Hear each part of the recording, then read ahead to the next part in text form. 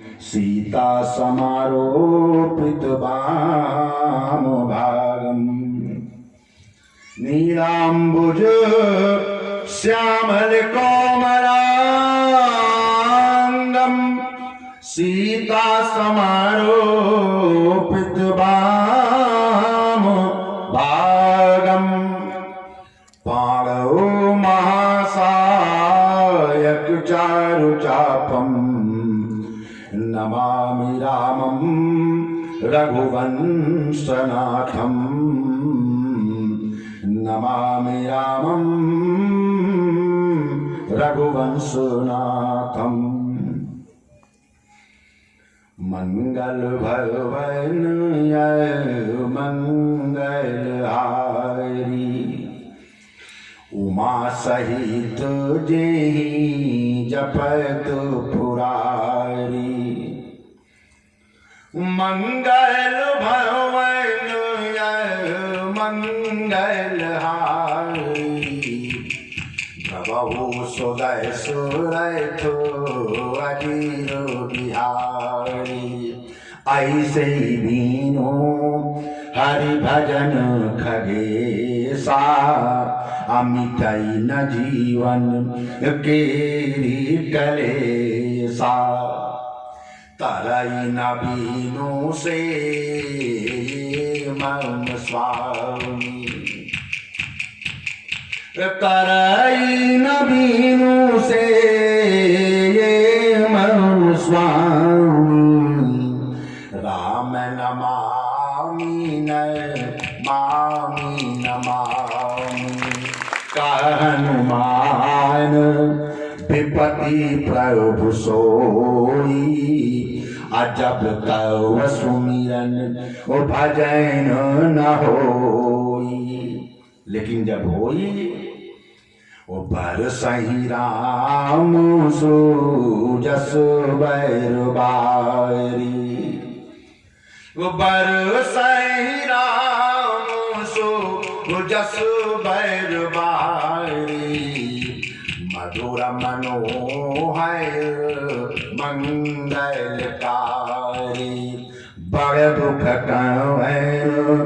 कवन सुख भारी अकहु नाथ संक्षेप विचारी नहीं दरिद्र संग दुख जग माही संत मिलाए न संग सुख को ना काहे सरदा कपनी सी सरदा कपनी सी ससियप है संत दरस जीवी पातक टहरी। और अंत में सिया राम में सब जग जानी सिया राम में सब जग जानी करऊं प्रणाम जोरी जुग पानी। बोलिए सियावर रामचंद्र की। परमात्मा के नाम पर एक दफा बाबा से बुलंद बोलिए। जिनको सांस की बीमारी हो न बोलेंगे और जिनको कोरोना हुआ हो बिल्कुल न बोलेंगे, लेकिन जो स्वस्थ भारत की तस्दीक करते हैं वो पूरी बुलंदी से बोलेंगे। बोलो बजरंगबली की, हर एक इंसान की, भक्त और भगवान की, बोलो भारत माता की, भारत माता की। परम सम्मानित सज्जनों, माताओं, बहनों, प्यारे छोटे बच्चों, सबका सादर हार्दिक अभिनंदन। आयोजन से जुड़े हुए तमाम जन, आप सबका सादर विशिष्टम हार्दिक अभिनंदन। अभी जिनकी कथा को सुनकर के आप आह्लादित हो रहे थे, नैमिष से यहाँ पर पधारे हुए हमारे अनीत जी बहुत ही सुंदर संगीतमय चर्चा के माध्यम से आपको आह्लादित कर रहे थे। बहुत बहुत उनका अभिनंदन। उनके साथ के कलाकारों, फनकारों को भी विशिष्टम अभिनंदन। संचालन के उत्तरदायित्व का निर्वहन करने वाले आदरणीय मोहित के पिताश्री, बहुत ही आप मतलब सम्यक व्यक्तित्व हैं। सनातन धर्म की मूल प्रज्ञा आपकी अंतश्चेतना में रचती है। सादर विशिष्टम हार्दिक अभिनंदन। सूत्रधार बनकर के एक दफा और हमको और आप सबको मिलवाने वाले सशक्त युवा हस्ताक्षर, तमाम कर्मकांडिक प्रक्रमों के विद्वान जानकार और हिंदुस्तान के तमाम मंचों से अपनी भागवती कथा और राम कथा के माध्यम से लोगों की जिंदगी की दिशा को सम्यक बनाने वाला युवा मोहित शास्त्री, बहुत विशिष्टम अभिनंदन भी और आशीर्वाद भी। मंच पर आचार्य श्री बैठे हैं, सादर विशिष्टम आपका हार्दिक अभिनंदन, और तमाम जो और लोग जुड़े हुए हैं विद्वज्जन, उन सबका अभिनंदन।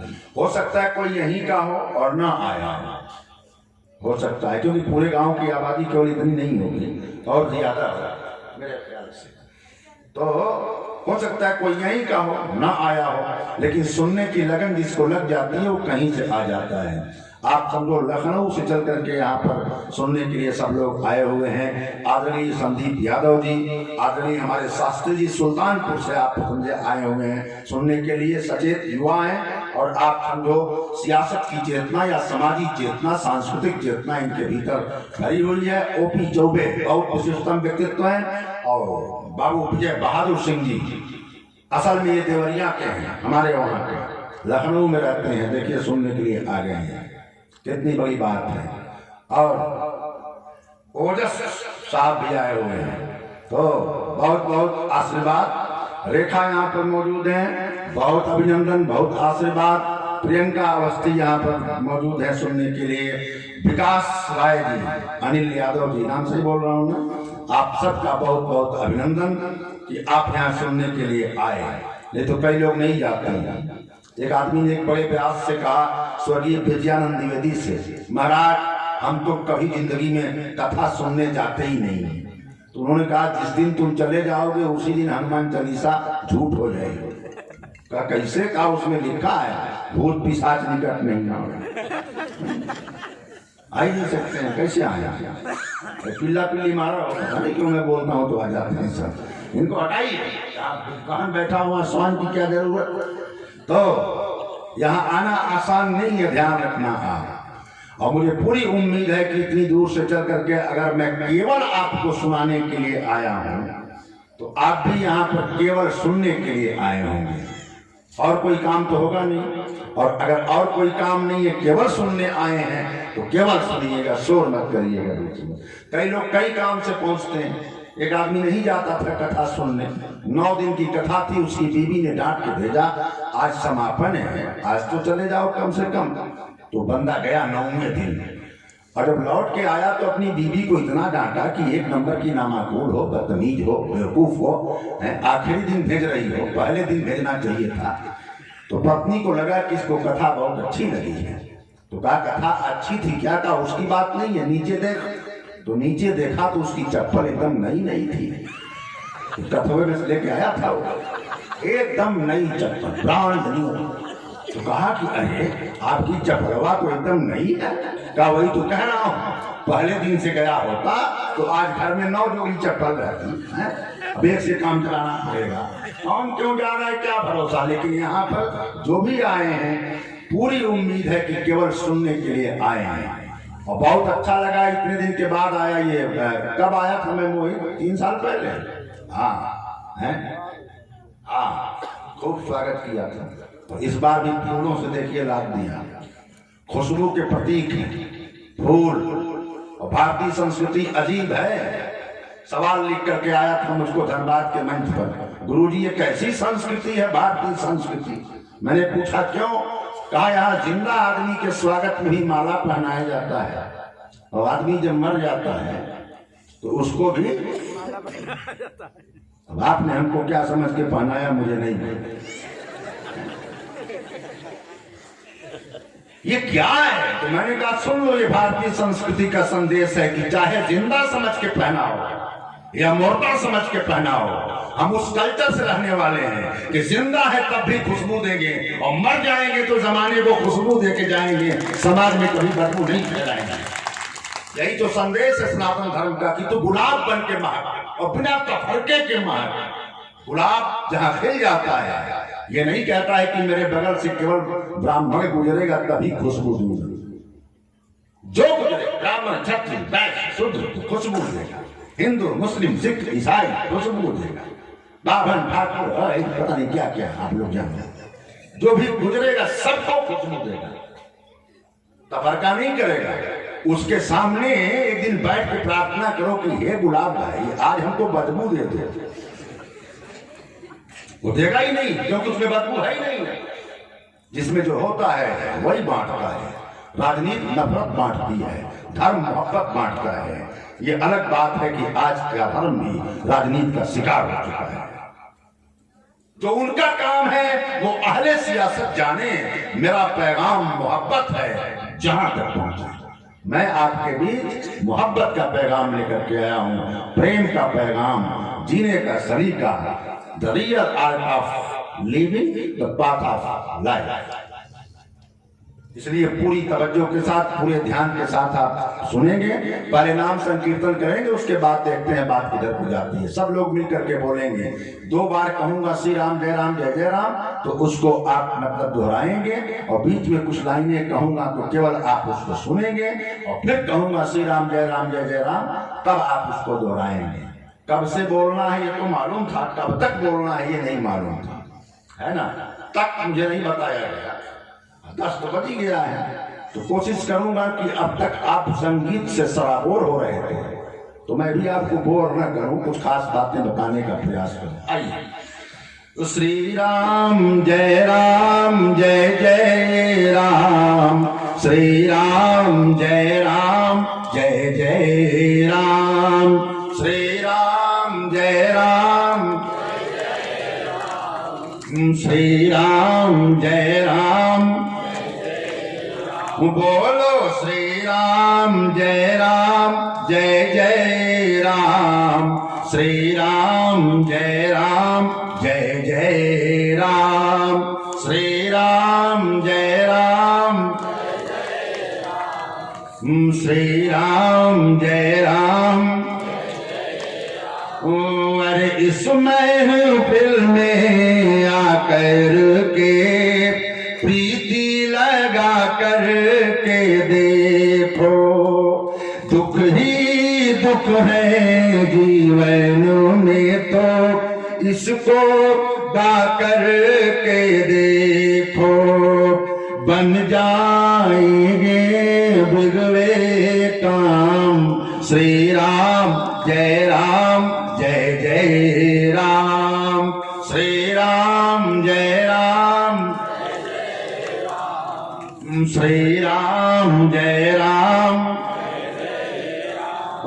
अरे ऐसी शराबें क्या पीना, आज चढ़े और कल उतरे, ऐसी बोतल पीना है जो चढ़ कर फिर ना उतरे, आकर पी लो ऐसा जाम। श्री राम जय जय राम, श्री राम जय राम, श्री राम जय राम।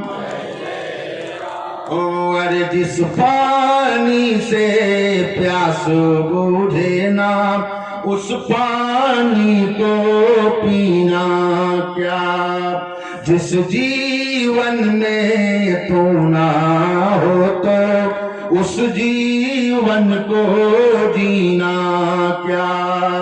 तू ही सुबह तू ही शाम, श्री राम जय जय राम, श्री राम जय श्री राम जय राम। अरे हिंदू मुस्लिम सिख ईसाई जो भी हो तुम आओ तो, सारे बैरों को बिसरा कर नेकी को अपनाओ तो, तेरे भी है मेरे राम। श्री राम जय जय राम, श्री राम जय श्री राम जय राम। मन से बोलिए श्री राम जय जय राम, श्री राम जय जय राम, श्री राम जय जय राम, श्री राम जय जय।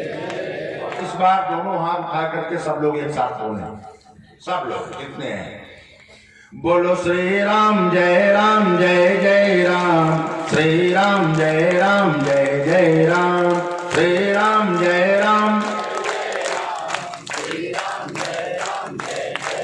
बोलो श्री राम जय जय राम, श्री राम जय जय राम, श्री राम जय राम।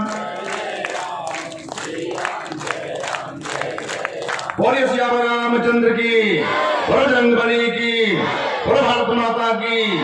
आइए चर्चा की शुरुआत करते हैं। एक शेर से अपनी बात कहना शुरू करूंगा। किसी ने लिखा है, अगर सत्संग करते तो ये मन मैला नहीं होता, और जरा सा दान कर देते तो धन मैला नहीं होता। कार्यक्रम करा रहे हैं, बिना आपके सहयोग के होगा? हर जगह आप समझो ऑर्केस्ट्रा है तो आदमी ऐसे पैसा लुटाता है।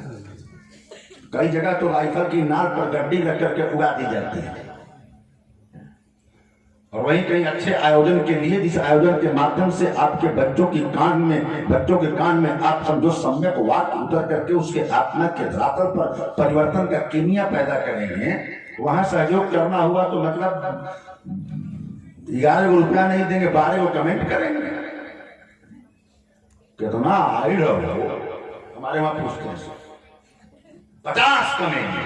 ध्यान रखना, संपदा वो है जो अच्छे कामों में काम आए, वो संपदा बेकार है जो समाज में बदतमीजी बढ़ाने का काम करे। अगर सत्संग करते तो ये मन मैला नहीं होता, जरा सा दान कर देते तो धन मैला नहीं होता।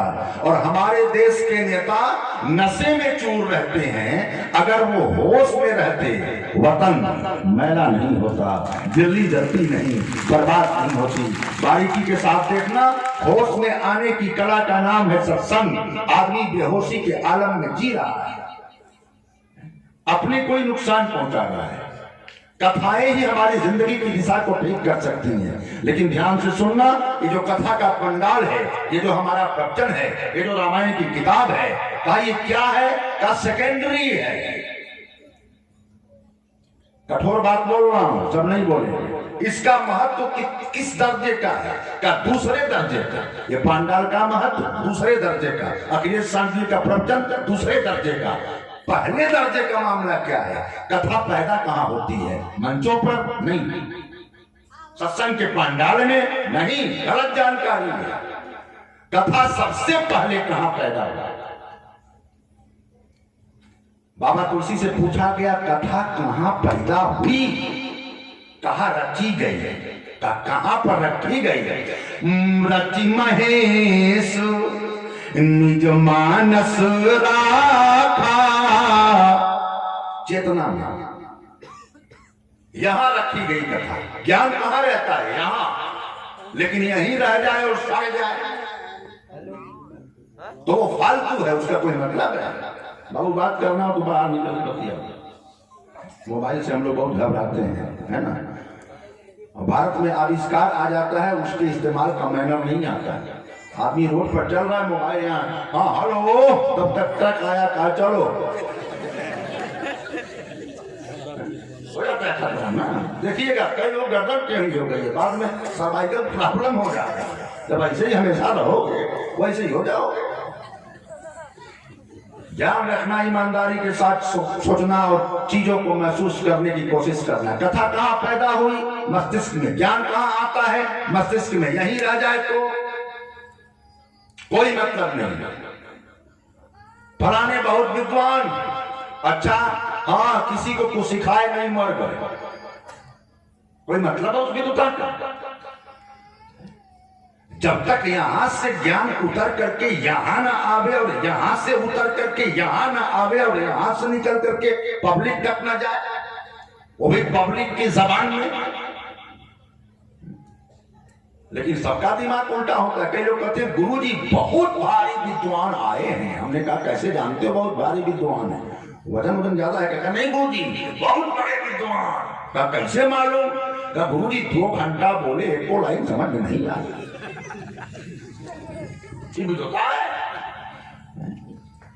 यहां से जब कथा यहां उतरे और यहां से चढ़ करके जबान पर आए और जबान से जब पब्लिक के बीच में जाए तब उसका कोई मतलब है। किसके भीतर कथा पैदा हुई? शंकर के भीतर। निकली कब? जब पत्नी ने आकर के पूछा कथा सुनाओ, बोले कथा सुनाओ। आपको एक बात बताऊं, हम सब किसान पृष्ठभूमि के हैं, नोट कर लेना, बात अटपटी है, समझाऊंगा तो ठीक हो जाएगी। कोई गाय अपने बछड़े को दूध नहीं पिलाती, कोई गाय अपने बछड़े को दूध नहीं पिलाती है। कब तक? तब तक जब तक बछड़ा उसको जाकर के बड़े प्यार से छूता नहीं है, तब तक गाय को दूध उतरता नहीं। बाछा थोड़ाई खोल दिया जाएगा, भाग करके जाएगा, माँ को टच करेगा और उसके टच करने से, स्पर्श से माँ में प्रेम, ममता, वात्सल्य उमकेगा, उमगेगा और वही ममता, वही वात्सल्य दूध का मूर्त रूप लेकर के और नसों के माध्यम से बच्चे के पेट तक उतर जाता है। ऐसे कोई वक्ता बोलता नहीं है, श्रोताओं की आंखों में जो भाव है, श्रद्धा है, वो निकलवा लेती है बात को। शंकर के दिमाग में राम कथा है, लेकिन दिमाग से जबान पर नहीं आई। कब आई? पाई सुसमय उमासन भाखा अरत महेश्वरी मानस राखा। समय पाकर के पत्नी को बताया। कब बताया? जब पत्नी ने पूछा सुनो कथा सुना दोगे? बढ़िया बात। तुमने कभी अपने पति से कहा कथा सुनाओ? कहोगे भी तो दारू पी के आएंगे, तो कैसे सुनाएंगे?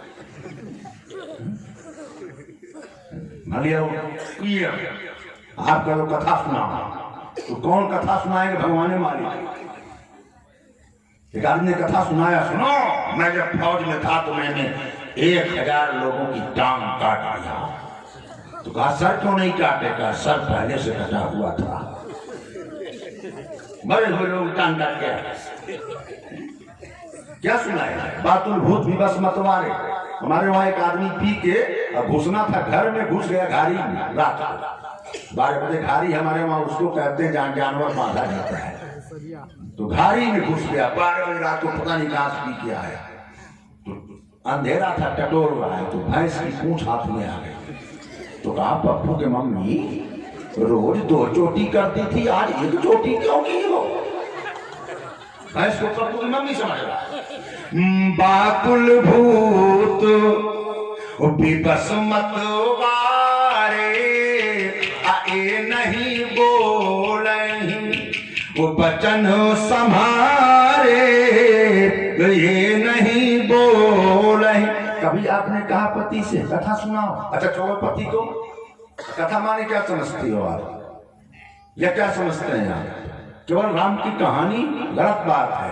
अगर कहीं अच्छी बात हो रही हो कथा है, सदाचार की बात हो रही हो कथा है, विचार की बात हो रही हो कथा है, संस्कार की बात हो रही हो कथा है, अच्छाई की बात हो रही हो कथा है, क्षमा की बात हो रही हो, दया की बात हो रही हो, प्रेम की बात हो रही हो, ममता की बात हो रही हो कथा है, इतिहास की बात हो रही हो कथा है। कभी अपने बेटे से, जो बेटा डिग्री कॉलेज में पढ़ रहा है, घर लौटने पर पूछा बेटा क्या पढ़े हो जरा बता दो। कभी अपनी बेटी से पूछा कि सुनती बहुत हूँ, जरा हमको गांधी बापू के बारे में बता दो, चंद्रशेखर आजाद के बारे में बता दो, सुभाष बाबू के बारे में कभी पूछा? दिन भर दोपहरिया में बैठ करके बेमतलब का सीरियल, बेमतलब का सीरियल, जितने सीरियल है समझिए सब में एक किस्म की कहानी। उसकी शादी हो गई, बाद में उसका पहला बॉयफ्रेंड आ गया। यही सब बैठ करके देखो दिन भर, पता नहीं चलता है कौन किसका बेटा है, कौन किसका बॉयफ्रेंड है, कौन किसका क्या है, भगवान जाने। कभी पूछा आपस में भी, कभी चर्चा किया कि आओ अच्छी बात करते हैं, आपस में बैठो कहो ना थुनिया कहाँ बनवाओ, पूरा दिमाग में थुनिया। ध्यान रखना, कथा की पैदाइश सत्संग के पंडाल में नहीं, कथा की पैदाइश आपके घर की बुनियाद में होती है। आपके घर के भीतर से होती है। और जिस घर के भीतर कथा होगी, मान लिया जिस घर के भीतर अच्छी चीजें चल रही है, कथा चल रही है, वहां का युवा कैसा होगा? सीधी सी बात है। और उसी घर में गाना चल रहा है, 4 बोतल वोट का काम मेरा रोज का, ना कोई मुझे रोके ना कोई मुझे टोके। जाओ सुनो नहीं रहुआ गाना यो हनी सिंह को, जैसा सुनोगे वैसा ही बनोगे, क्योंकि कान के माध्यम से संस्कार भीतर तक गुजरता है। पार्वती ने जब पूछा, पत्नी ने कथा को पूछा और तब पति ने बताया। ध्यान रखना, एक बात और बता दूं, नहीं तो कहोगे बाबा केवल हम ही को फजीयत कर रहे हैं। पत्नी आ रही है, पति बैठा है, पति कथावाचक है, पत्नी श्रोता है। और समाज के लोग क्या समझते हैं?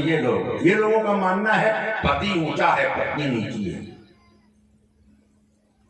ऐसा ही उपदेश भी किया जाता है, मैं उससे सहमत नहीं होता। मैं तो खुला बोलने वाला आदमी हूं, वैसा ही उपदेश दिया जाता है। ये लोग समझाते हैं हम कितने भी बेहुदे हो हमारी सेवा करो। क्या करें? अपनी बेहुदगी ठीक करो। ये कौन बात है? हम कितना भी बेहुदा नालायक और कमीना हो, तुम्हारा धर्म है हमारी सेवा। ठीक कर लो अपने को। ध्यान रखना, पार्वती पति हैं और वो पार्वती पत्नी है और शंकर पति है। पति बैठा है, पत्नी आ रही है। पति रिसीव कैसे करता है? कैसे रिसीव करता है? जान प्रिया अति आदर कीन्हा, अति आदर किया। ही कहना कि अब तुमसे बियाह हो गई, हमारा जन्म नाश हो गई, ये नहीं कहा। काम फूट गए तुमसे शादी हो गई। जान प्रिया आदर कीन्हा, अबाम भाग आसन हर दीन्हा, बाम भाग। पत्नी को जान करके शंकर ने प्यार से बैठाया। ये नहीं बाबा तुलसी ने लिखा अति आदर के साथ बैठाया। पार्वती आओ बैठो। ये कि दिन भर झगड़ा। हमारे कई दोस्त घर गए हैं और मार्केट में आप समझिए स्टील का बेलन आ गया है, दिन भर झगड़ा। अच्छा, कुछ लोग झगड़े में भी खुश रह लेते हैं। हाँ, झगड़े में भी कुछ लोग खुश रह लेते हैं। आप समझिए एक पति पत्नी में रोज मारपीट होती थी, रोज उसके घर में से झन पटपट। जो महात्मा जी बगल में ठहरे थे, जब दोनों निकलते थे दोनों प्रसन्न रहते थे। तो कहा कि अरे सुनो यार, रोज तुम लोग मारपीट करते हो, मैं बर्तन की आवाज सुनता हूँ, डंडे की आवाज सुनता हूँ, और मतलब फिर भी देखता हूँ बाहर निकलते हो चेहरा एकदम तुम लोग खुश रहते हो। तो पति ने कहा गुरुजी हर हाल में खुश रहते हैं। कहा कैसे? कहा मान लिया गुरुजी उसने बेलना चला के मारा हमको, तार से मारती है, अगर लग गया मुझको तो वो खुश होती है, और नहीं लगता है तो हम खुश हो जाते हैं। दोनों बराबर खुश रहते हैं, कोई दिक्कत की बात का दैत करेगी बेमत। अरे पति पत्नी में थोड़ी बहुत रात चलनी चाहिए, हल्का फुल्का, उतना ही जितना खाने में नमक, ताकि जिंदगी में मजा बाकी रहे, कायम रहे, आनंद। इतना ना हो जाए कि जिंदगी जहर हो जाए। हल्का फुल्का कमेंट करते रहना चाहिए, उससे जिंदगी बोर और निरा। हमारा एक दोस्त था, जब बीआरडी के दिनों में पढ़ता था, उसकी नाम नहीं लूंगा, विजय बहादुर सिंह बैठे हमारे साथ पढ़े हैं, बहुत दिक्कत में डाल देंगे हमको। तो भाटपा रानी के इलाके का था वो, तो उसकी शादी हो चुकी थी और मेरी नहीं हुई थी। तो वो मतलब अपनी बीवी को बाइक पर बैठा के लेके जा रहा था, साथ में मैं भी था। तो उसकी बीवी गजब मजा किया, बहुत मजा किया। तो रास्ते में एक गधा खड़ा, गधा। तो उसकी बीवी ने कहा है जी आपके रिश्तेदार खड़े हैं, नमस्कार नहीं करेंगे? गधा हुआ आपके रिश्तेदार हैं, नमस्कार नहीं करेंगे? वो हो गजब, तुरंत गाड़ी रोक दिया। अरे हाँ, अरे ससुर जी नमस्कार। हाँ ससुर जी नमस्कार। बारीकी के साथ देखना, हल्का फुल्का चलना चाहिए, लेकिन आदर कायम रहना चाहिए। जान प्रिया आदर कीन्हा, अपाम भाग आसन हर दीन्हा, वो जानी प्रिया। बोलना वो प्रसंग नहीं है, कथा से सकल लोक हितकारी को बोल चुका हूं इस मंच में। बताना यह है कि कथा की पैदाइश पांडाल में दूसरे नंबर पर होती है, सबसे पहले हमारे आपके घर के भीतर होनी चाहिए। अब आइए एक बात आपसे कहना चाहता हूं। पार्वती ने कहा कि कथा सुनाओ राम की, लेकिन राम के बहाने आम लोगों की बात करना, क्योंकि सुधारना राम को नहीं है, सुधारना हमको और आपको है। केवल कहानी, एक राजा थे, उनका बेटा नहीं था कोई, तो ऐसे वैसे बाल सफेद हो गए थे, बड़े टेंशन में फंस गए, तो उन्होंने महात्मा को बुलवाया, यज्ञ हुआ, खीर बटी और पता नहीं क्या क्या। कहा लोक पक्ष इसमें कहां है? कहा कि अंतिम आदमी की बात करना बोले और बहुत कुछ मिला करके उसमें बोलना। आज की तारीख में शुद्ध कथा कहने के नाम पर टीवी के चैनलों पर कथा को बर्बाद कर दिया गया और कथा के नाम पर पूरा कचरा परोसा जा रहा है। भागवत सुनोगे टीवी पर बैठ करके, बड़े बड़े भागवताचार्य, सुन लेना 2 घंटा, एक कोई श्लोक नहीं बोलेंगे। गाना ऐसा गाएंगे कि उस गाना में केवल भगवान के नाम को अगर निकाल दिया जाए तो गाना इतना चौपट हो जाएगा। गाएंगे सर, चली आना राधा अकेले बगियन में।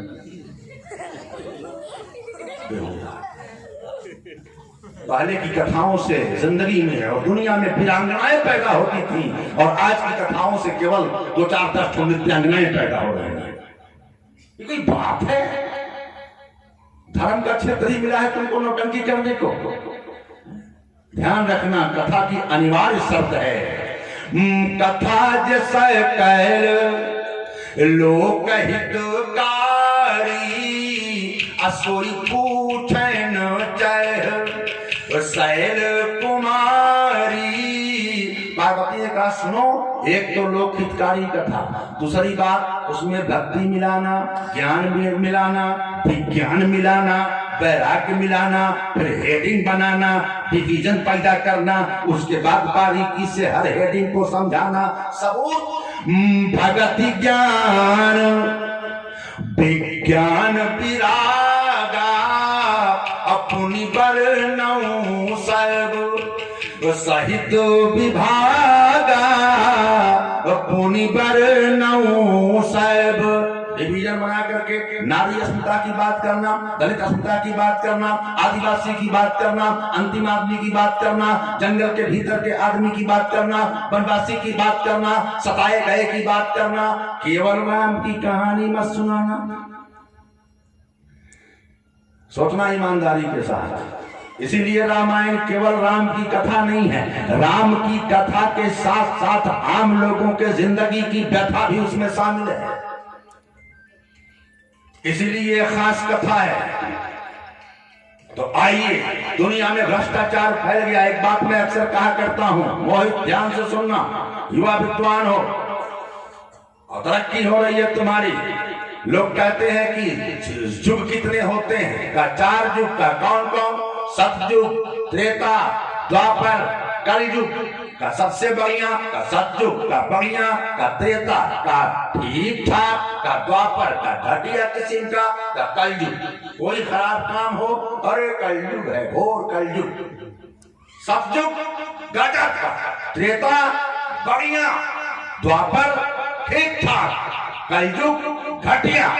का टाइम डिवीजन है का पौराणिक लेवल पर, का दर्शन शास्त्र के लेवल पर ऐसा कोई युग नहीं होता है।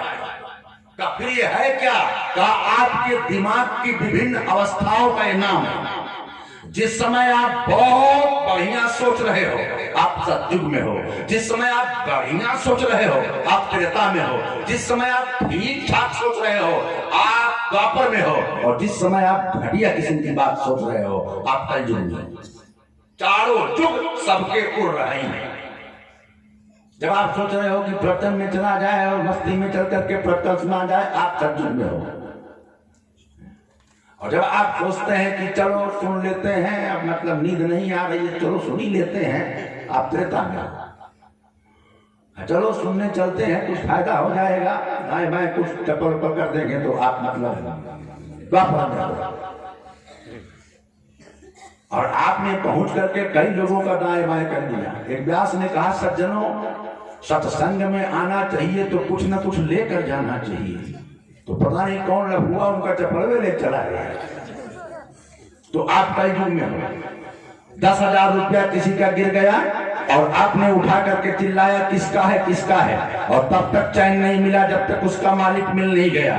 तो आप हर युग में हो, 10,000 रुपया किसी का गिर गया, आपने उठा करके चिल्लाया किसका है किसका है, और सोचा मन में अगर मिल जाएगा तो दे दूंगा, नहीं मिलेगा तो पैसा मेरा नहीं, कमाया हुआ नहीं है, हक की कमाई नहीं है, तो इसको किसी वेलफेयर सोसाइटी को दान कर दूंगा। आप त्रेता में हो, किसी का 10,000 गिर गया, आपने उठा करके चिल्लाया किसका है, और मन में सोचा कि मिल गया तो दे दूंगा, नहीं मिला तो ठीक है पिकनिक मनाऊंगा। तो आप द्वापर में हो और 10,000 रुपया किसी का गिर गया और उस पर तब तक आप अपना जूता रख के खड़े रहे जब तक सब लोग चले नहीं गए, और जाने के बाद उठा करके पॉकेट में रख लिया। आपका युग में हो। चेतना के विभिन्न आयामों का नाम ही युग है, कोई टाइम डिवीजन नहीं है, बारीकी के साथ देखना। इसीलिए बाबा तुलसी से पूछा, सतयुग में भ्रष्टाचार नहीं था, त्रेता में भ्रष्टाचार नहीं था? बाबा ने कहा नहीं। क्या तब क्या था? पढ़ लेना, अति भ्रष्टाचार। त्रेता में हो अति भ्रष्टाचार, अति भ्रष्टाचार भाषण सारा, धर्म सुनिए नहीं गाना। ध्यान से पढ़ना, निकालना पड़ता है चीजों को, नहीं तो बातें वैसे ही दोहराई चली जाती। पहले जमाना बड़ा ठीक, उसी जमाने की देन है ना। अभी छोटा बच्चा आपसे सवाल कर देना, कई लोग बहुत नॉस्टैल्जिया में जीते हैं, शास्त्री जी। कई लोग, वो लोग तो मिल जाएंगे, अरे हमारा जमाना था तो 30 किलोमीटर पैदल जाते थे स्कूल पढ़ने के लिए, अब के लड़के कहाँ जाए, व्यवस्था है को नॉस्टैल्जिक कहते हैं इसको साइकोलॉजी में। नॉस्टैल्जिया, अतीत का मोह। ध्यान रखना आप और चीजों को समझने का प्रयास करते लोग करते हैं। त्रेता गजब का युग था, ये वो क्या युग था? द्वापर गजब का, एक लड़की का सीधे सरे आम आज समझो महाभारत में चीर खींचा जा रहा है, कोई बोलने तक तो तैयार नहीं है। छोड़ो उसको। अभी आपका छोटा बच्चा पूछ दे, आप अगर कहें कि हमारे जमाने में लोग बड़ी माँ, अगर पूछ दे कि चारा घोटाला तुम्हारे जमाने में, टूजी स्पेक्ट्रम तुम्हारे जमाने में, दुनिया भर का घोटाला तुम्हारे जमाने में, इमरजेंसी का फीजर तुम्हारे जमाने में, 84 का दंगा तुम्हारे जमाने में, तुम ही लोग थे ना। 84 में दुकान उठने पहुंच गए, क्या जवाब देंगे आप? ध्यान रखना, आदमी पर काम करना पड़ता है। जमाने को दोष मत दो, आदमी के फितरत को दोष दो। देखो क्या बोल रहे हैं बाबा तुलसी, अति भ्रष्टाचार भाषण सारा, धर्म सुनिए नहीं गाना। और उस जमाने में भी जो अच्छी बात करता था उसको मारते थे, सब ट्रोलिंग करते थे, कहते थे देश छोड़ के भाग जा। हम तो क्या कर रहे हैं, लिखा उसमें। हर काल में इस किस्म के लोग होते हैं कि आप थोड़ी सी सुलह की बात करेंगे तो कहेंगे देश छोड़ के भाग जाओ। सबूत, सो बहु विदिता सही देश निकासई, जो कह वेद पुराना। गजब का माहौल हो गया। ध्यान रखना, 2 दिन के व्याख्यान में आया हूं, क्रमबद्ध कथा नहीं कर सकता, इसलिए किस कांड में कूदूंगा कोई भरोसा नहीं है। कंसंट्रेशन बनाए रखना। का गजब का भ्रष्टाचार हो गया, का फिर धरती व्याकुल हो गई, का फिर का सबने इकट्ठा होकर के परमात्मा का आवाहन किया, का फिर का उसका अवतार हुआ था। किसके वहां? का दशरथ के वहां। मां कौन बनी? कौशल्या बनी। और विभूतियों की कैकेयी, सुमित्रा हो गया। अच्छा, समस्या हल हो गई का? नहीं। बीज कितना भी अच्छा हो, उसका प्रस्फुटन तब तक नहीं होगा जब तक जमीन की छाती चीर करके उसको बोया नहीं जाएगा। आप अमेरिका से कोई बीज खरीद करके लाएं या कहीं से, मान लिया उस बीज की कीमत 1 लाख रुपए है, और आकर के बीवी से कहे कि 1 लाख रुपए का आम का बीज है, बहुत कीमती है। बीवी बोले कि दो, इसको खेत में नहीं डाला जाएगा, इसको जो है बक्सा में बंद करके ताला मार दे रही। बीज बचेगा कि मरेगा? अरे 10 लाख का बीज हो तब भी उसकी जगह धरती के भीतर है, क्योंकि उसकी संभावनाएं वहीं से फूटेगी। अंदर जब संघर्ष करेगा तभी वो बाहर निकलेगा। और अगर आपने ताले के भीतर बंद कर दिया तो कोई बीज हो या आदमी की प्रतिभा हो, दोनों मर जाते हैं और किसी काम नहीं आती है। राम आए जमाने के लिए और दशरथ ने कहा नहीं, राम मेरा बेटा है, मैं इसको कहीं जाने नहीं दूंगा। कहीं जाने नहीं देते थे। प्रतिभा को घर में बंद करके रख दिया। मोहब्बत अपने ढंग से मारती है, आपकी प्रतिभा को नोट कर लेना। कई लोग बड़ाई करते हैं, गुरुजी आपके आशीर्वाद से हमारा बेटा बहुत अच्छा है। मैं पूछता हूँ कैसे अच्छा है? गुरुजी ये एक नंबर का लड़का है, समाज से कोई मतलब नहीं, चुपचाप कॉलेज जाता है, चुपचाप घर आता है, न इधर देखेगा न उधर देखेगा, आपकी दया से ही। हमने कहा वो आदमी है जानवर है यार, करो समाज से मतलब है नहीं है तो समाज में क्यों लेकर के आए? आप अच्छाई के नाम पर बुराई सिखा रहे हो। बेटा किसी से मतलब मत रखना, कहीं कुछ हो रहा हो तो रुकना मत, चुपचाप भाग कर चले आना। पागल बना रहे हो, काया बना रहे हो। अगर यही बात भगत सिंह की मां ने कहा होता, क्या मतलब है तेरे को आजादी से, नौकरी कर ले अंग्रेजों की। और उस समय भगत सिंह जैसा पढ़ा लिखा जुआ कोई था नहीं। आईसीएस की परीक्षा को लाख मार करके सुभाष चंद्र बोस आंदोलन में कूदे थे। उनकी मां ने सिखाया होता तेरे क्या मतलब है, तनख्वाह उठा, अंग्रेजों की चमचागिरी कर, सर की उपाधि मिल जाएगी। तो क्या ये देश का इतिहास ऐसा होता? कोई गांधी वकालत छोड़ करके अफ्रीका से चला आता है हिंदुस्तान, अगर उसकी मां ने सिखाया होता कि तुमसे क्या मतलब है जमाने से, फिर क्या होता इतिहास? सच्ची मां और सच्चा बाप अपने बेटे को ये नहीं सिखाता कि जमाने से मतलब मत रखना, सिखाता है कि मतलब रखना बेटा, चुपचाप मत जाना, चुपचाप मत आना। रास्ते में जा रहे हो और किसी बच्ची की अस्मिता पर कोई हाथ डाल रहा है, खड़े हो जाना, रोकना, टोकना, टकराना। और अगर बेटा पूछे पापा वो गुंडा हो, उसके पास कट्टा हो, वो गोली मार दे, तब सच्चा बाप बोलेगा मर जाना, लेकिन बिना विरोध किए घर वापस मत लौटना। तब भगत सिंह पैदा होते हैं। लेकिन जमाना ऐसा है कि चाहते सब है भगत सिंह पैदा हो, लेकिन मेरे वहां नहीं, बगल वाले। सोचो राम जी की प्रतिभा को दशरथ ने कैद करके रख दिया, नहीं जाएगा मेरा बेटा, बड़ी मुश्किल से पढ़ने को भेजे।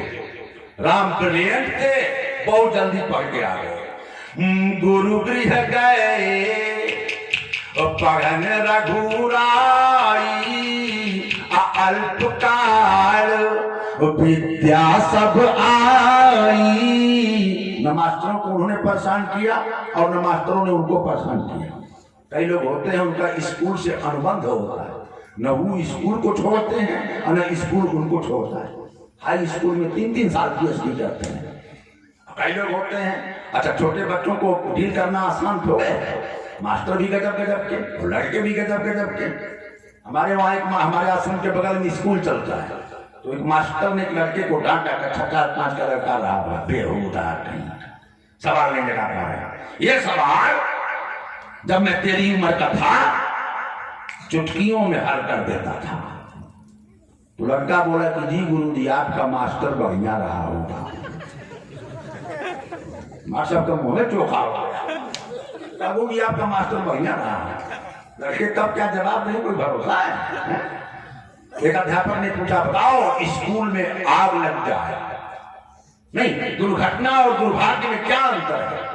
तो लड़के ने कहा गुरुजी स्कूल में आग लग जाए तो ये दुर्घटना है और आप बच जाए हम लोगों का दुर्भाग्य है। छोटे बच्चों के भीतर पता नहीं मास्टरों ने ऐसी छवि बना दी है, छड़ी से मार मार के कंडोलेंस तो खुश होते हैं। उनको सुनाया जाए कि तोरे मास्टर की तबीयत खराब बा, पूजा तो गई ना, छुट्टी छुट्टी छुट्टी, खुश हो जाएगा। ध्यान से देखना, जल्दी जल्दी राम सीख करके आ गए महल के भीतर। दशरथ कह रहे हैं मेरा राम कहीं नहीं जाएगा। और सोचो कोई किसी का बाप होने से अच्छा नहीं हो जाता है।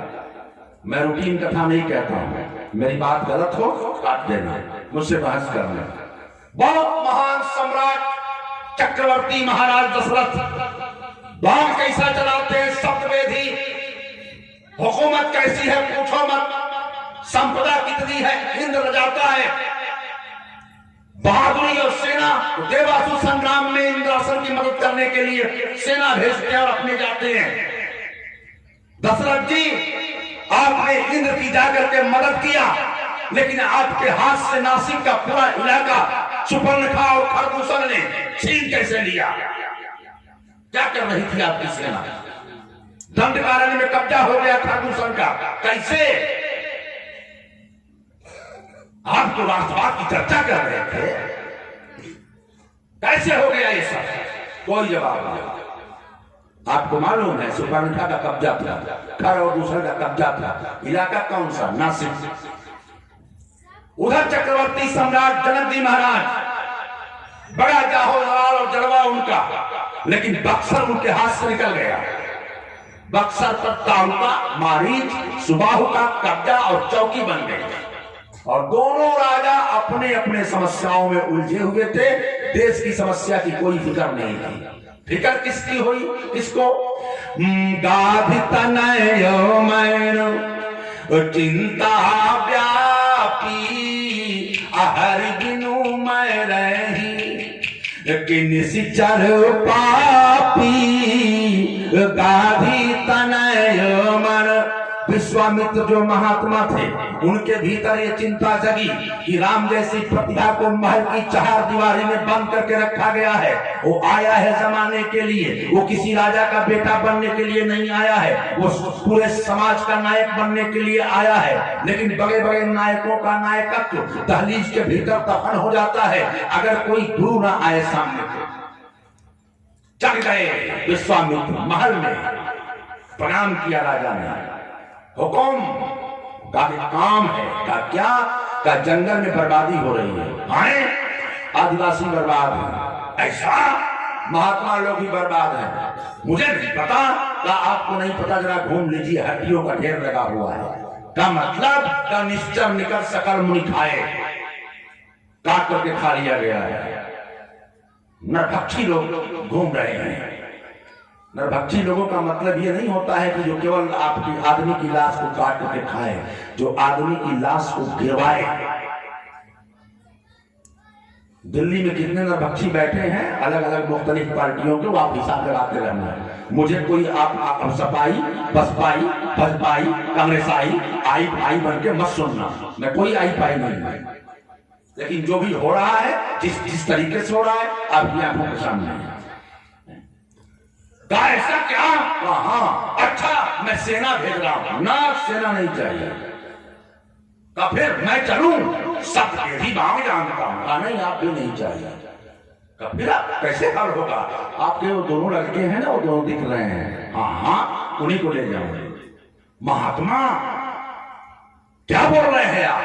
का मतलब सटीक बोल रहा हूं, उन्हीं दोनों लड़कों को ले जाने के लिए आया हूं। अब दशरथ की बात सुनो और महात्मा की बात सुनो। दशरथ जी ने कहा कि ये महात्मा, आपने देखा है उन खुराफातियों को, आपने देखा है उन दंडाइयों को, आपने देखा है उन खुरदरे लोगों को, आपने देखा है इंसानियत के दुश्मनों को।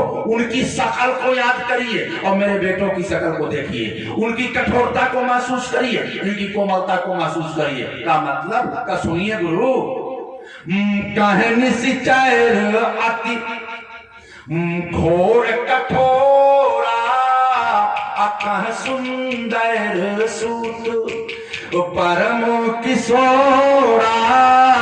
मेरे बच्चे कितने नाजुक नाजुक है, कि देखिए कितने कमनीय हैं, और निशाचरों को याद करिए कितने खतरनाक है। दशरथ, जिन बच्चों के माँ बाप मार डाले गए जंगल में, उन बच्चों के चेहरे की कोमलता आपको याद आ रही है? यतीम हो गए वो। तब आपने सोचा, घटिया किस्म का बयान देने वाले लोग चाहे इधर के हों चाहे उधर के हों, वो अपने फूल जैसे बच्चों के साथ अपने मालों में बैठ करके और डिनर ले रहे हैं, और आम आदमी के बच्चे का बाप मार दिया गया है और लाश के पास वो बैठ करके दिल्ली में रो रहा है। देखा आपने? वो भी बच्चे कोमल हैं जिनके माँ बाप मार दिए गए। ओ माँ बाप की सोचो, जिनकी आंखों के सामने बच्चों को मार दिया गया। दशरथ जी, मैं आपके लड़कों को ले जाऊंगा। दशरथ रोते हैं, महात्मा छोड़ता नहीं है, ले जाऊंगा। कहानी आपको मालूम है, वो मुझको सुनाना नहीं। जब ले करके चले तो मानव भारतीय संस्कृति की चेतना ने विश्वामित्र से पूछा, ये विश्वामित्र, सेना ले जा सकते थे, दशरथ को ले जा सकते थे, इन लड़कों को लेकर के क्यों जा रहे हो? और मानो ऋषि चेतना से जवाब निकला कि जब तक सत्ता की ऊंचाई पर बैठे हुए लोगों के बेटे सीमा पर तैनात नहीं होंगे, तब तक सीमा पर मरने वाले सैनिकों के परिवार का दर्द सत्ता महसूस करने वाली नहीं है। इसलिए लेकर के जा रहा हूं। राम और लखन को लेकर के और विश्वामित्र गए। अब आपको रास्ते की एक बात बता करके और बात को विराम की ओर ले जाऊंगा। आप भी सुनिएगा ध्यान से, नहीं तो विषय वस्तु थोड़ा हाई फाई हो जाती है तो ये भुनभुनाती है। बाबा का बका रहे हैं। जनार्दन बाबा प्रवचन कर रहे थे बनारस वाले। एक माता जी में बैठ के भग भग भग भग भग भग भग, माता जी चुप हो जाओ, माता जी चुप हो जाओ। 5 बार उन्होंने कहा माता जी चुप हो जाओ। अचानक बोलिया पलट के बोली तुम वही चुप हो जाओ। अपने 1.5 घंटा से बकबका रहे तो हम तो नहीं बोल रहे हैं। सोचो आप कब क्या बोल रहे, कोई भरोसा नहीं। मुझे मोहित ने कहा तो इसलिए एक चीज सुना दे रहा हूं कि जितना हमारे वहां कहावत कहते हैं, जितना पंडित जी के पतरा में उतना पंडिताइन के अचरा में ज्ञान। बहुत आपके पॉकेट में रहता होगा, बहुत रहता होगा, 5,000 रुपया रहता होगा, बहुत रहता होगा, तो 500-1000 रुपया लेके आप निकल लेते हैं। जब चाहे आपको खरीद लिया, खाली अपने नकिया कड़वा में निकाल देते। सोचो यूं ही थोड़े दे लक्ष्मी है। ईमानदारी के साथ देखना, सीता को अनसुईया ने समझाया था गहने का मतलब क्या है। गहना पहिर लेके पून सीता जानहु, गहना गुण नीति निधाना, सीताराम से बनी। पूछा भैया चूड़ी क्या है? क्या बहुत जरूरी है। चोरी पहिरी बेटी चोरी मत करी हो। चोरी मत करना, ये नहीं कि मेला में जाना और दुकानदार से कहना भैया वो सामान कितने का है, अजय वो घूमे तो उठा के। हमारे वहां इसको कहते हैं हाथ लपा का नहीं। चोरी पहिरी बेटी चोरी मत करी हो, सत्य ईमान पर धाना, सीताराम से बनी। नथुनी अब तो इतनी चुकी हो गई नथुनी, पहले नथ हो गए थे ऐसे जंजीर खींच के कान में बांधते थे। का ये क्या है? नथिया पहिरी आपन मन ऐसन नाथ हूँ, नथिया पहिरी आपन मन ऐसन नाथ हूँ, बहकी न जाए मन माना, सीताराम से बनी। और एक गहना चलता था हुमेर, अब नहीं चलता है। माता जी जानती हुमेर का ये क्या है? घरवा में अपने बेटी मिलजुली रही हो, ससुराल में वृद्धि करना, उल्टा मत करना। नहीं तो एक बाप ने सिखाया अपनी बेटी को कि बेटी ससुराल में जाना तो हर सामान कई गुना कर देना। जी पापा ठीक है। साल भर रह के लौटी तो बाप ने पूछा मेरा कहना माना? मैंने कहा था हर सामान कई गुना कर देना। कहा हाँ पापा माना। क्या किया? कहा मेरे जाने से पहले उस घर में केवल एक चूल्हा जलता था, 4 चूल्हा करवा के आई हूँ। 4 गुना यही समझाया।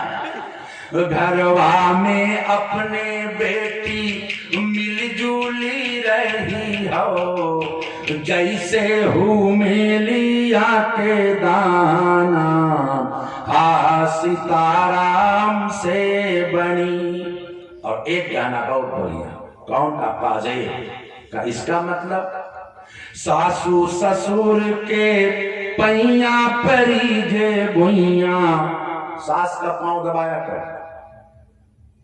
ठीक है? गर्दन हिलाओ। गर्दन हिलाना जिंदा होने का सबूत है ना? हिला देना। तो लगता है ठूठ बैठे। सास का पैर दबाया करो। और कैसे दबाना चाहिए पैर बता दूं? घर नहीं लाओ, बताओ ना। खूब नाखून बढ़ाना, उसमें जो कसर बाकी हो उसको ब्लेड से एकदम नुकीला बनाना। ऐसा दबाओ अम्मा जी का पैर कि बाद में तुम खुदे कहो अम्मा पैरवा दबा दें तो अम्मा 12 बंकी भाग जाए। रह बहनी नहीं। सासू ससुर के पैया परी जे भुइया, परिभाषा बदल गई। सास माने जो बहू को सास न लेने, बहू माने जो सास का लहू चूसना। ये नहीं, जीने का सलीका सीखना पड़ता है। घर में चीनी का जार रखा हुआ है शीशे का, बहू से पलट गया, तर से गिरा। ससुर जी ने बाहर से पूछा कहाँ गिरल हो? अगर उसी समय सास ने कह दिया कुछ नहीं हम ही से गिर गया, बहू लुट जाएगा, कुर्बान हो जाएगी ऐसी सास। सास बोल दे हम ही से गिर गया है, हम ही से गिरल, कोई बात नहीं बात। ऐसे उल्टा जाड़ गिरे, ससुर बोले कहाँ गिरल हो? सहूर सीख के आ जाए नहीं है फोड़ दे। उस लड़की की निगाह से हमेशा के लिए उतर जाओ। सासू ससुर के पैया परी जे भुइया, पाओ जेब गुण पर धाना, हासी ताराम से बनी। अरे हटे के मोहित वॉलंटियर लगाओ भाई, फालतू फालतू नहीं तो बड़ा खतरा हो जाता है। व्यास जी बोल रहे थे मंच के नीचे, मतलब आप समझिए वो दिसंबर जनवरी का महीना, मंचवा के नीचे 22 किल्ला घुसे हुए थे, सब अपने में बाज गए। मंच हिलने लगा, व्यास जी समझा भूकंप आ गया, कूद के भाग गए। सोचो आप, जहाँ स्वान भोंकेगा वहां विद्वान क्या बोलेगा। तो इसलिए बारीकी के साथ देखना। आइए मेन ट्रैक पर थोड़ी देर तक और बात करेंगे, बहुत सलीके के साथ आप सुन रहे हो, आप ध्यान लगा करके सुनना। आपकी बात करूंगा जो कि बहुत जरूरी है आज के जमाने में। राम को और लखन को जनकपुर की ओर लेकर के विश्वामित्र का जाना असल में नौजवानों को कर्म पथ की यात्रा करवाना है। जनकपुर का रास्ता राम जानकी मार्ग कर्म पथ का रास्ता है। किस तरीके से एक किरदार को तैयार किया जाता है। आपका बेटा आपकी जागीर नहीं है, आपका अधिकार उस पर सबसे बाद में है। समाज का अधिकार पहले है, देश का अधिकार पहले है, धरती का अधिकार पहले है। आपका फिर से सुन लो, आपका बेटा आपकी पर्सनल जागीर नहीं है। You are only a catalytic agent biologically, आपके माध्यम से आया है, आपका नहीं है। वो समाज के प्रति उसकी जिम्मेवारी है। उसी जिम्मेवारी का एहसास करवाने के लिए विश्वामित्र लेकर के जा रहे हैं। रास्ते में घटना घट गई, इसी को बता करके बात खत्म करूंगा। गजब का आश्रम दिखाई देता है, अद्भुत, लेकिन उसमें चिड़िया का बच्चा था। आदमी की बात सुनो, कुछ नहीं था। राम ने देखा खंडहर बता रही है, इमारत बुलंद थी। गुरुदेव गजब का आश्रम है, लेकिन कोई दिख नहीं रहा है। आश्रम में एक दीख मगो माही, अखग मृग जीव जंतु तहे नाही, खग मृग जीव कुछ नहीं था। का मामला क्या है गुरुवर? का मामला घेरा है। का मतलब का यहाँ पर एक महिला रहती थी, नाम का अहिल्या, पत्नी किसकी? का गौतम की। तो का मामला फंसा कहाँ? का मामले में दिक्कत यह हुई कि उसके साथ बदतमीजी करने के लिए इंद्रासन का मुखिया इंद्र ऊंच निवास नीच कर टूटी। आज की तारीख में जितनी नीचाई ऊंचाइयों में मिलती है ना, उतना और कहीं नहीं। ऊंचे ऊंचे लोग ये भीतर से बड़े नीचे हैं। वसीम बरेलवी ने कहा कि इस जमाने का बड़ा कैसे बनूं, इतनी नीचाई मेरे बस की नहीं। आज ऊंचा बनने के लिए बहुत नीचे गिरना पड़ता है। इंद्रासन का मालिक, स्वर्ग का मालिक, सोचो तो, स्वस्तिनः इंद्रो विधस्रवा, और वो अहिल्या के साथ बदतमीजी करने के लिए उसके पति का वेश धारण करके उतर आता है। बदतमीजी किसने किया? इंद्र ने। सजा किसको मिली? अहिल्या। मोटे तौर पर देखना, जमाना चाहे तब का हो चाहे अब का हो, गुनाह कौन करता है? लफंगे। सजा किसको मिलती है? औरत को। दुष्कर्मी कौन है? सबको पता है। सजा किसको मिलती है? लड़की को। कानून किस पर होता है? लड़की पर। बलात्कारियों की निंदा तक ठीक से जो पुरुष समाज न करता हो, किस मुंह से बात की जाए, किस मुंह से फटन किया जाए। दिल्ली हक बन गई है दुष्कर्म की। और सोचो तो लोग निंदा भी करेंगे तो उसमें भी लड़कियों का दोष दे देंगे। नहीं, बलात्कारियों को फांसी पर चढ़ा देना चाहिए, मतलब उसमें तो कोई दो राय नहीं। लेकिन आज की लड़कियों का ड्रेस भी जो है ना, वो बड़ा खराब हो गया है। अरे मूर्ख, अखबार में निकलता है 5 साल की बच्ची के साथ दुष्कर्म। कौन सा फैशन किया था उसने? 50 साल की बुढ़िया के साथ बस में बदतमीजी, कौन सा फैशन किया था उसने? बलात्कारी सबसे पहले आपके माइंड में पैदा होता है, फिर उसके बाद आपके चेतना के द्वारा जबान पर आता है, और मौका मिल जाता है तो कर्म में पैदा हो जाता है। सोचो तो, एक होता है वाचिक रेप, वर्बल रेप। मान लिया डब्लू का झगड़ा हो गया पप्पू से। डब्लू जा रहा है मोटरसाइकिल पर, पप्पू आ रहा है, अचानक टच हो गया, दोनों टकरा गए, दोनों उतरे। और उसके बाद क्या शुरू हुआ? पप्पू का झगड़ा हो रहा है डब्लू से, डब्लू का हो रहा है पप्पू से। लेकिन वाचिक रेप शुरू हो जाएगा। पप्पू डब्लू की बहन को गाली देगा, डब्लू पप्पू की बहन को गाली देगा, वो उसकी माँ को गाली देगा। जुबान से दोनों एक दूसरे के घर की औरतों के पास पहुंच जाए। हरामखोरों, मोटरसाइकिल टकराई तुम्हारी और पहुंच रहे हो बहनों के पास, इसका मतलब तुम्हारे दिमाग में हिडन रेपिस्ट, छुपा हुआ बलात्कारी मौजूद है, जो मौका पाएगा अपना काम कर जाएगा। सबसे पहले अपने विचार, अपनी फितरत, अपनी मानसिकता को ठीक करो। लेकिन ना, सब दोष इनको। मंच पर बैठ करके महात्मा बोलते हैं नारी तो नरक है, नरक। यो बैठ के मुंडी हिला रही ये नहीं कि टोक दे कि तुम नरक हो,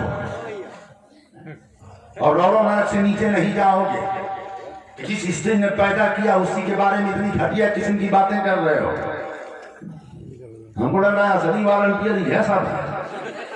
कभी कभी बहुत अरे उठाओ, आराम से आराम से। कभी कभी बहादुरी को दिखाने का मौका मिलता है ना, बहुत मुश्किल से। अंजाम देख करके ही खुदे भाग जाते है ना। तो अब क्या करेंगे? तो ईमान बहुत बारीकी के साथ चीजों को महसूस करना। कभी कभी ये सब करते हैं काम। एक सेठ कथा सुनने नहीं जाता था, बीबी ने डांट के भेजा, जाओ सुनो। अब पहुंच तो गया, बेमन से पहुंचा तो पोल के पास पीठ टिका के बैठ गया। जब बैठ गया आराम वाली मुद्रा में तो नींद आ गई। नींद आ गई तो उसका मुंहवा खुल गया। वहीं एक पिल्ला घूम रहा था, तो आया, 5 राउंड लिया। 6वें राउंड में श्री गोविंदाय नमो नमः। 2 बजे रात को उसकी नींद खुली तो घर पहुंचा तो पत्नी ने पूछा कथा कैसी थी? कथा तो ठीक है थी, चरंगा मिर्चवा खारा खारा लग रहा था। कहा जब गलत ढंग से सुनोगे तो मीठा कहां से मिलेगा? ध्यान से देखना। और करे अपराध को और पाव फल भोग। नारी निंदा। एक बेटी जिस समय कॉलेज जाती है, उसके कॉलेज की दूरी अगर 12 किलोमीटर है तो उस 12 किलोमीटर में कितने चौराहों पर कितने लफंगों ने किस तरीके से अपनी ब्लेड जैसी नजरों से उसको घूरा, ये केवल एक लड़की जानती है। उसकी वेदना को कोई और नहीं समझ सकता, और इससे उसको रोज रोज गुजरना पड़ता है, डेली। सब निंदा ही। पेट के भीतर हत्या किसकी? इनकी। आज तक मैंने कहीं नहीं देखा कि बेटी के पैदा होने पर थाली बजी हो। बजौने बड़ू, बेटा पैदा होगा तो थाली बजेगी, वाह, बधाई का गाना होगा। वो गानवा में भी सास पतोही का झगड़ा होता है, बात आगे तो बता। मैं जी गाना सुन रहा था हमारे गांव में, मतलब एक जगह बच्चा हुआ था तो गाना गा रही थी सब, तो गाने में सबके लिए अच्छी बात थी, सासू के लिए बहुत बुरी बात थी। गा रही थी सब, खजाना लुटाई देवो लाल की बधैया, लड़का खिलावन नंदो जो आई हैं तो नथुनी पिन्हाई देव लाल की बधैया, लड़का खिलावन जो आई है देवरानी तो झुलनी गढ़ाई देव लाल की बधैया, लड़का खिलावन जो आई है जेठानी तो बाली पिन्हाई देव लाल की बधैया, और लड़का खिलावन सासू जो आई है लुआठी दिखाई देव लाल की बधैया। सास को वहां भी चैन नहीं है। ईमानदारी के साथ देखना, आप बेटे के पैदा होने पर जमाना बधाई गाता है, बेटी के पैदा होने पर कोई बधाई गाता है? कोई नहीं। मैं तो मुंह देख करके बता देता हूं किस आदमी के वहां बेटी पैदा हुई है कि बेटा। हॉस्पिटल से आ रहे हैं ना, जिसका मुंह अंग्रेजी के ओ की तरह हो, समझ लेना बेटा पैदा हुआ है, और जिसका मुंह अंग्रेजी के डब्लू की तरह हो, क्या हुआ है? बेटी।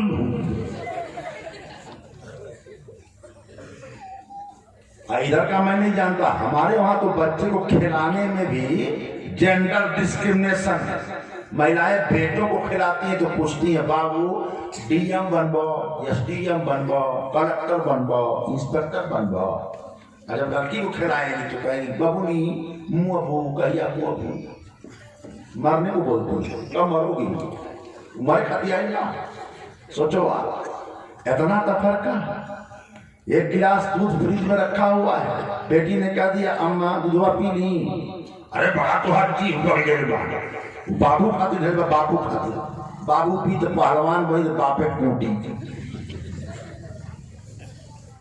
सारा इल्जाम तुम पर, सारा तफरका तुम्हारे ऊपर। सोचो ईमानदारी के साथ। एक बात याद आई, कह दूं, लोभ लग रहा है कहने में, मतलब कहने का मन कर रहा है इसलिए कह दे रहा हूं, कम है बात, खत्म हो जाएगी। रावण कहता था कि कैसनो मेहरारू होके, कैसी भी औरत हो, उसमें 8 अवगुण होता है। 8 अवगुण। तुम लोगों में 8 अवगुण दोष। मैंने जब बारीकी से उसको पढ़ा तो मैंने देखा कि ये कभी अवगुण नहीं है, सब गुण है। लेकिन तुहार गुणों अवगुण, इनका अवगुण भी गुण। ऐसा सेटिंग किया गया है, जाने किसने किया मुझे नहीं मालूम। रावण गिनाता है, नारी स्वभाव सत्य सब कही, अवगुण 8 सदा उड़ रही। अब अवगुण का नाम भी सुन लो। वो साहस अनृत, चपलता माया, अभय अभिवेक, असौच अदाया। ये 8 अवगुण तुम में होता है। पहला साहस, तो साहसी होती है ये। अनृत झूठा होती है और झूठ बोलती है। चपलता चकपक चकपक चकपक चकपक। माया डबल रोड, भय डरपोक, अविवेक मूर्ख, असव कुहक, अदाया निर्दयी। 8 अवगुण किसने गिनाया? रावण ने। मैं कह रहा हूं कि ये तो अवगुण नहीं है, सब गुण है। साथ में सुन लो। पहला साहस। साहस अवगुण है हो, साहस गुण है। जितना साहसी ये होती है ना, आपकी हिम्मत नहीं है। घर में राइफल लेकर के रात को 12 बजे डाकू घुस जाए और आपके सीने पर तान के मार दूंगा गोली। पत्नी को लाख गाली देते हो, चाहे कुछ भी समझते हो, वो होगी ना तो खट से सामने आ जाए। कैसे मार दोगे? मारूंगी करखई हानि से तुम्हारी खोपड़ी फोड़ दोगे। हमारे जीते भी हमारा सुहाग उजाड़ दोगे। पहले हमको मार, बोलो आ जाएगी नहीं आ जाएगी? कैसी भी पत्नी हो तुरंत सामने आ जाएगी। हमारे जीते हमारे मर्द को मार दोगे? इसी को उल्टा कर दो, राइफल लेकर पत्नी को तान दे, मार दूंगा गोली। एको नहीं आएंगे, बल्कि पीछे में सपोर्ट करेंगे। माँ दूसरा बिया हो, साहसी होती है। झूठा, बहुत झूठ बोलती हो, बहुत झूठ। हाँ सही है, क्योंकि जानती है कि पति इतना काहिल है कि 10 बार बोलूंगी तो 1 बार सुनेगा। तो चीनी अभी रहेगी, तभी से वो भुनभुनाना शुरू कर देती है। चीनी खत्म हो गई है, चाय मत बनवाना, हम बता दे रहे हैं।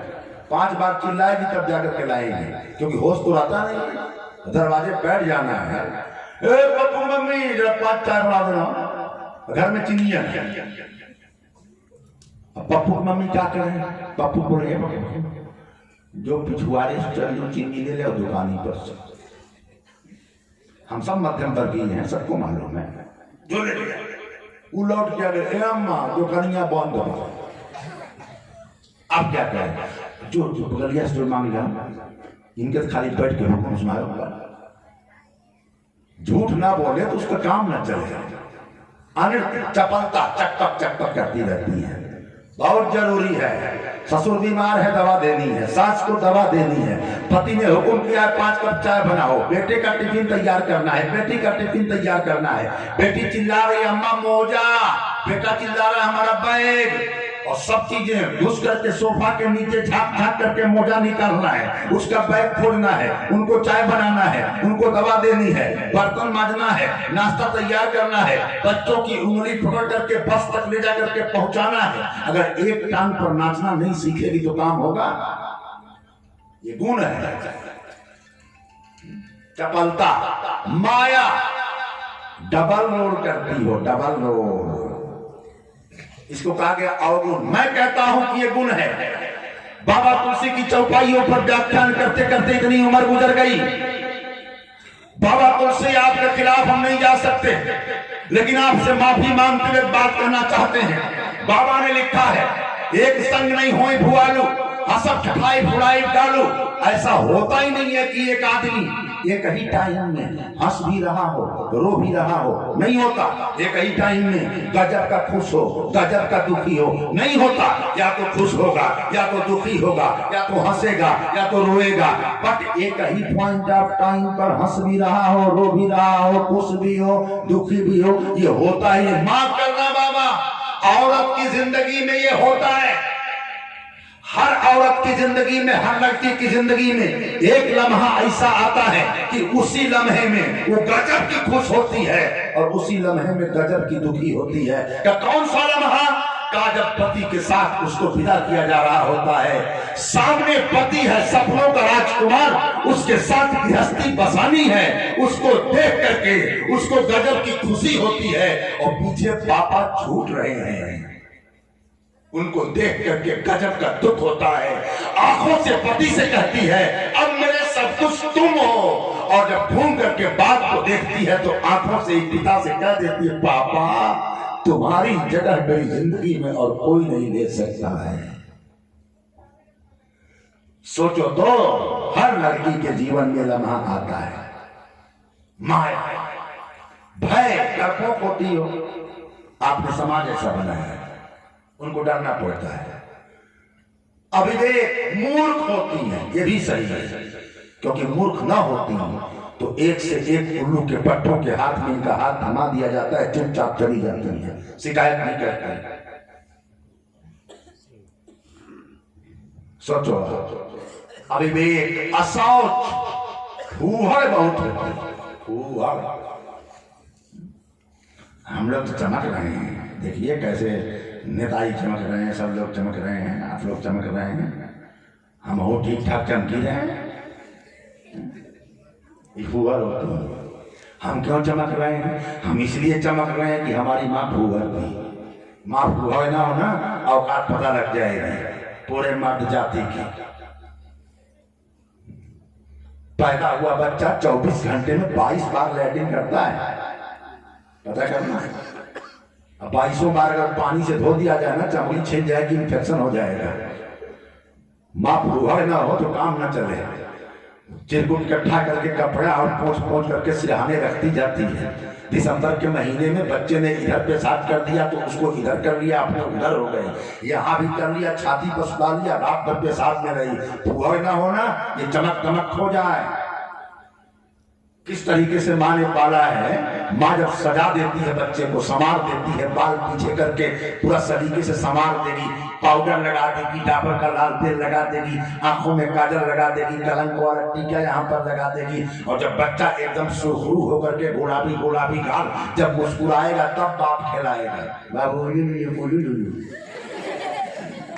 और उसी समय अगर लड़का पेशाब कर दे तो ऐसे टांगेगा जैसे कुत्ते का पिल्ला हो। अरे यार नहीं है ले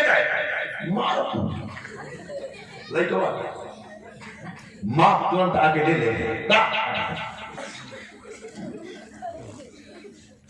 माँ के नाते हम सब चमक रहे हैं, नोट कर लेना। ये फुहरता न हो तो हमारी जिंदगी बर्बाद हो जाए। बाप के बस का है। जितना बच्चे रोते हैं और हंगामा करते हैं, एक दिन कहीं माँ चली जाए, छोटे बच्चे के साथ बाप को कहीं कमरे में रहने दिया जाए ना, तो रात में टेटुआ दबा देगा उसका, या तो अपने भाग जाएगा। अब बहुत बेहुदा किस्म का रोते हैं सर। हमारे वहाँ एक लड़का था, वो रोता था ना, उसको भूजा, चने का भूजा दिया खाने के लिए, तो खाए और रोए। तो काहे रो रहे हो जी? काहे खत्म हो रहा। अब कौन समझाएगा कि खाओगे तो खत्म नहीं होगा?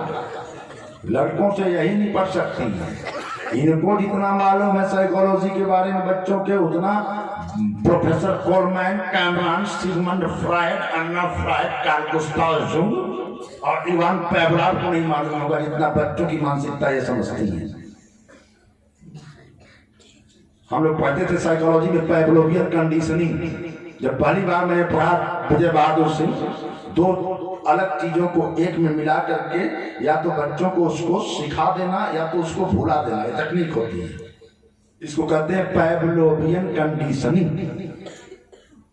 जैसे घंटी बजाने से किसी के मुंह में लार नहीं आएगी, लेकिन कुत्ते पर प्रयोग किया गया कि जब रोटी दो तो घंटी बजाओ, रोटी दो घंटी बजाओ, रोटी दो घंटी बजाओ। तो एक समय ऐसा आएगा कि रोटी नहीं दोगे, केवल घंटी बजाओगे तो भाग के आ जाएगा, क्योंकि उसके दिमाग में रोटी घंटी जुड़ गई है। इसको कहते हैं पैवलोवियन कंडीशनिंग। हमने जब पढ़ा तो हमने देखा कि तो मेरी माँ बहुत पहले कर चुकी, जो प्रयोग उसमें बताए हैं वो प्रयोग मेरी माँ मेरे भी कर चुकी। मैं बचपन में बहुत मतलब कुछ मामलों में बेहुदा था, मट्टी बहुत खाता था, मट्टी बहुत खाता था, और बास दफा अपना पेट खराब कर बैठता था, कृमि हो जाती थी।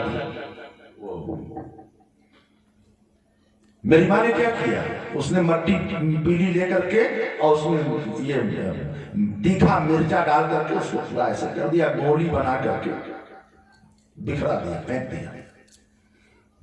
हमने देखा गोल गोल बहुत मजेदार, और उठा के जो मुंह में डाला तो मुंह मेरा मतलब ऐसा सीख रहा जैसे इस माउस पर फोटो खिंचवा रहे। हाँ, पता नहीं कौन कौन नई तकनीक आई है, फोटो सेल्फी। फिर मैंने सोचा कि हो सकता है वही मट्टी खराब रही, और बाद में 1 घंटे बाद फिर ट्राई किया, दूसरा गोला। ऐसे जब 5 दफा जब पीता रहा तो मेरे दिमाग में बैठ गया कि मट्टी पीती होती है, और फिर मट्टी छूट गई। इन लोगों को सबसे बेहतर पता होता है कि बच्चे पर काम कैसा करना है। कभी कभी चूक जाते हैं। जैसे हमारा एक भतीजा है, वो मतलब जो छोटा था तो दोनों अंगूठा मुंह में डाला, भाभी ने फिर डाल रहे। आदमी की फितरत है, जो मना करोगे वही करेगा। किसी दीवार को गिरवाना हो ना, उसी पर लिखवा दो यहाँ पेशाब करना मना है, 6 महीने बाद वो दीवार मिलेगी नहीं, बंदे गिरा देंगे। किसी खिड़की पर लिखवा दो अंदर झांकना मना है, लाइन लग जाएगी। अब बच्चों को तो जो मना करोगे वही करेंगे, भाभी कर देंगे तो फिर डाल दो। अब उनको गुस्सा लगा, लगा पाए चला, हम कुछ लिख रहे थे, क्या मामला है, क्या मार रहे हैं? तो उन्होंने उल्टे हमको डांट दिया, सुनो ये मंच नहीं है, 1 नंबर का बेहुदा है, तुम्हारी बेइज्जती करवा रहा है, व्यास बने फिरते हो, बार बार मुठा मुंह में डाल के चूस रहा है। हमने कहा मेरे पास भेजिए, मैं 2 मिनट में ठीक कर दूंगा। मैंने कहा बेटा आया, मैंने उसके अंडरवियर की इलास्टिक जो होती है कट से तोड़ दिया। हमने कहा जा।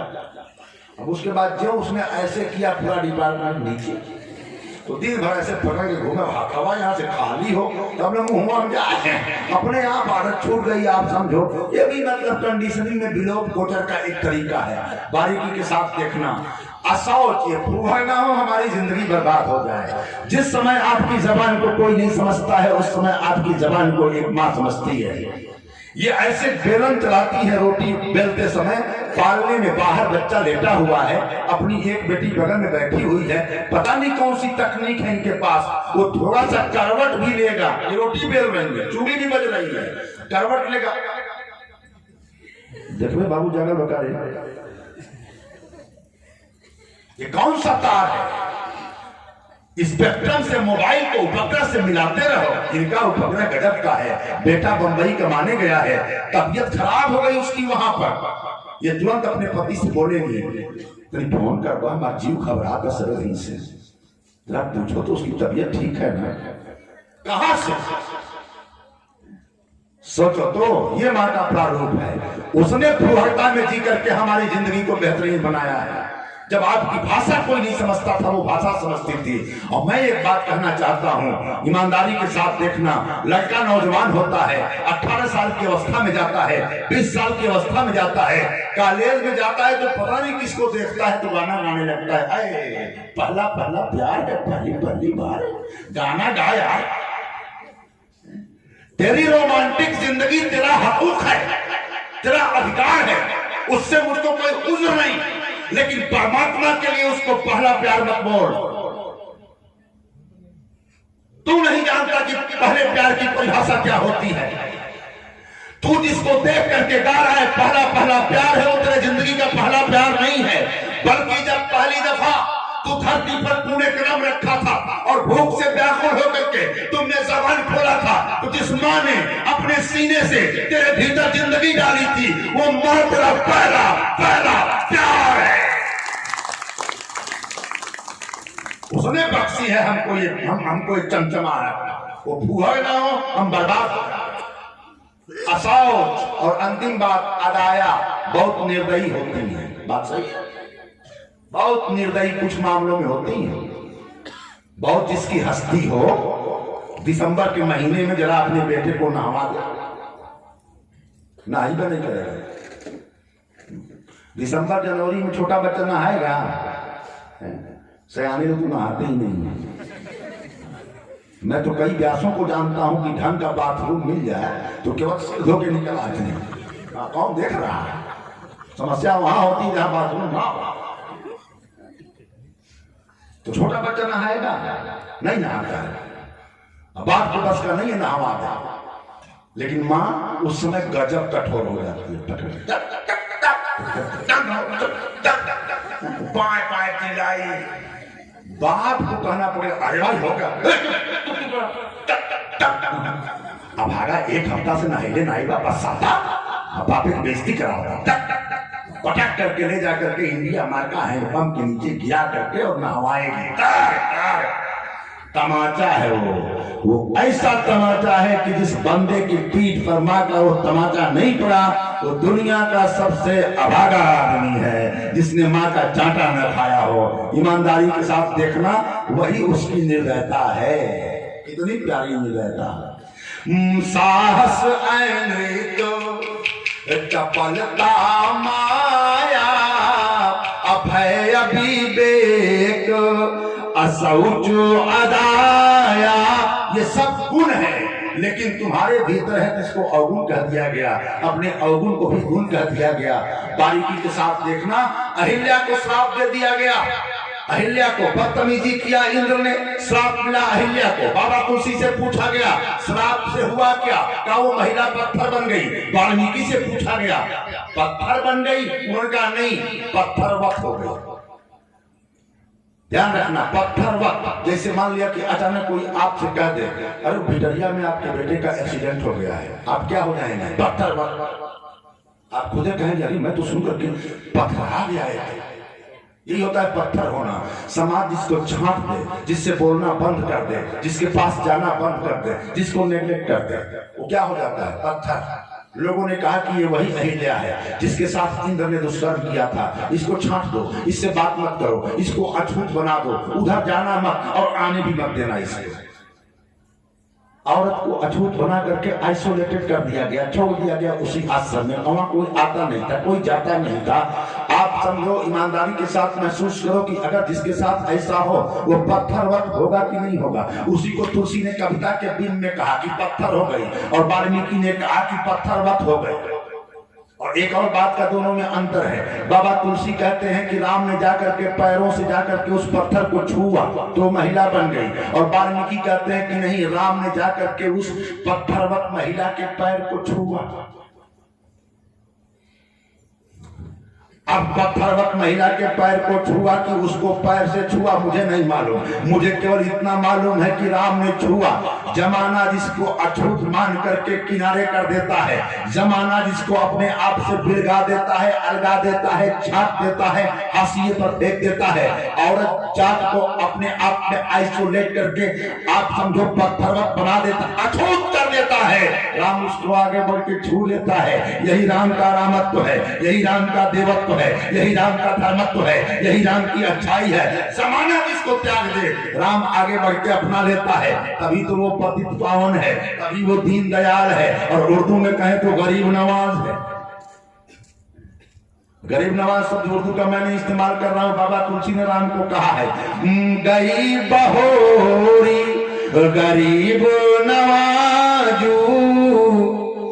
ध्यान रखना, राम छाट दिए गए लोगों को अपनाने वाले नायक का नाम है। समाज में जो सबको अलग करे वो रावण का आदमी है, और जो सबको आगे बढ़ करके अपना ले, अभिशापों से मुक्ति दे, पत्थरवत चेतना को, यानी पत्थर में बदल चुकी चेतना को भी जो अपने चरण अर्थात आचरण से छू करके पुष्पित और पल्लवित कर दे, वही राम है। इसीलिए कहा, नीति प्रीति परमारथ स्वारथ अकौन राम सर्व जानो यथारथ कौन राम सर्व। अहिल्या के उद्धार के बाद विश्वामित्र जनकपुर की ओर लेकर के चलते हैं।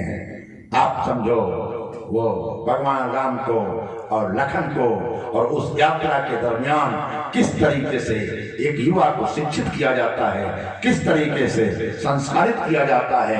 बेटी का किरदार क्या होता है, ये सीता के रूप में मिलता है।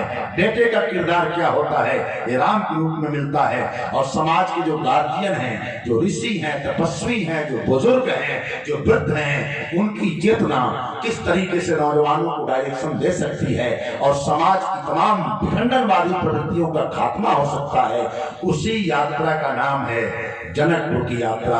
आपने इतने प्रेम और शांति के साथ सुना, बहुत बहुत अभिभूत हूँ आपके भीतर बैठ के परमात्मा को नमन करते हुए आज की अपनी बात को यहीं पर समाप्त करता हूँ। कल किसी और विषय पर या इसी को आगे बढ़ा करके और चर्चा करने का प्रयास करूंगा। इतने प्रेम से सुनने के लिए आपका बहुत बहुत धन्यवाद। एक बार जोर से जयकारा बोलिए, बोलो सियावर रामचंद्र की, बोलिए बजरंगबली की, बोलो भारत माता